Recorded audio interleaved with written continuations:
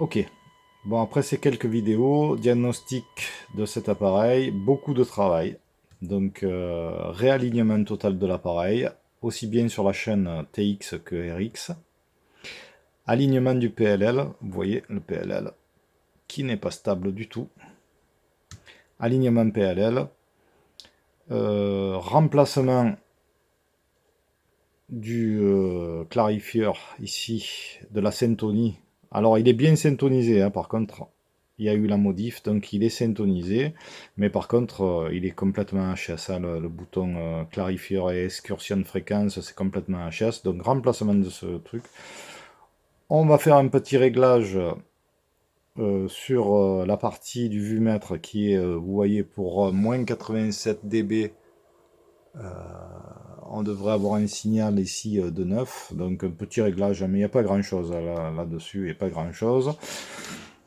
On va faire un nettoyage poussé du circuit imprimé avec le nettoyage de tous les potentiomètres qui sont effectivement, donc là, il y a, à mon avis, ces deux potentiomètres ici, là, en porcelaine, ont été remplacés.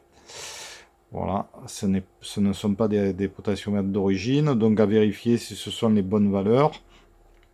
Un alignement total aussi de la sortie amplificateur sur la partie ampérage du bias, voilà, réglage du bias des bistables, et un make-up total, un nettoyage, une hygiénisation totale, je vais arriver à le dire, de l'appareil.